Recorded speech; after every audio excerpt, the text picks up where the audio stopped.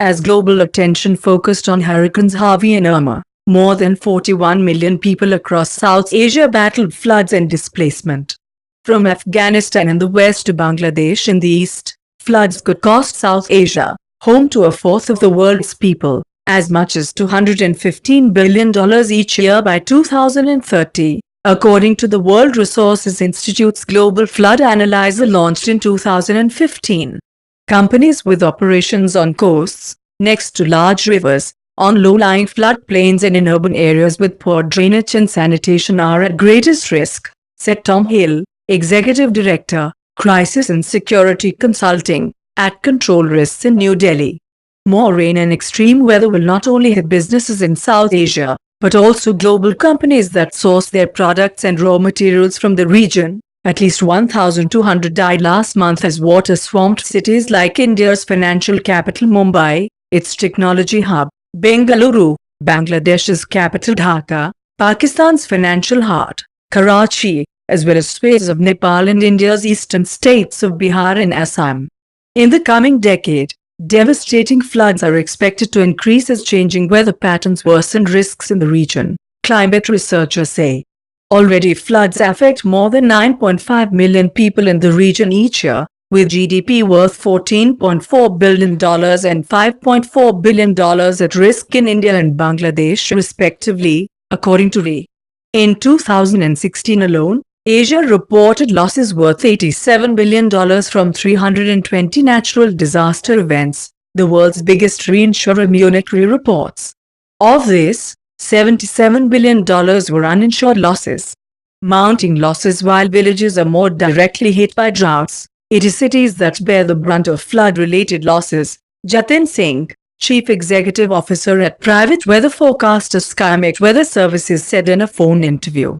34 people died when Mumbai experienced its worst floods in more than a decade on the 28th of August through the 29th of August, with the hardest hit areas reporting as much as 150 millimeters, 6 inches, of rain within an hour, according to forecaster AccuWeather.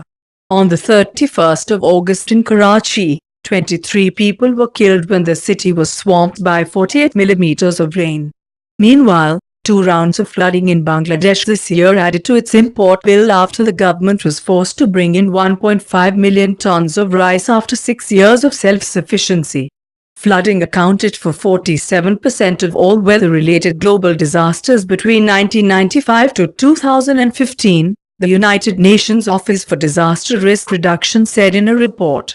Of the 2.3 billion people affected, 95% were in Asia.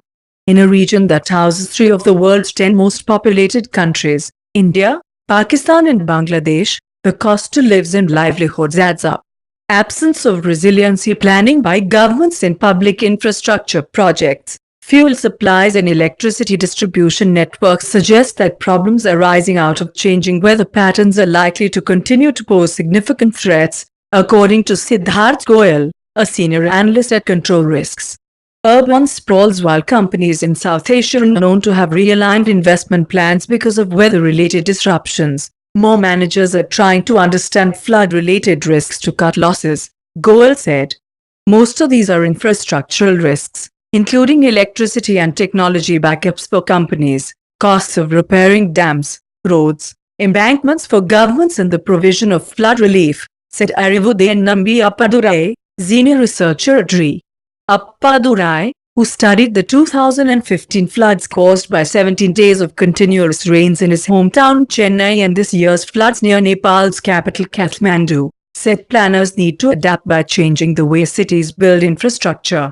How can we blame only climate change when our storm drains are clogged? Appadurai said by phone from Chennai.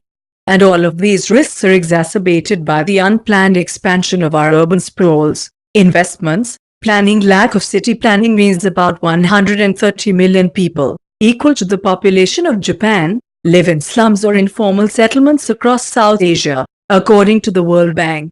These settlements, which often house small and medium-sized businesses like the Dharavi slums in Mumbai, suffer the worst flood damages. With almost 250 million more people expected to live in South Asian cities by 2030, investment in climate change-resilient urban infrastructure is gaining new urgency. India, Bangladesh and Nepal are currently investing more than $32 billion on building 78 water projects to combat flooding, according to BMI research.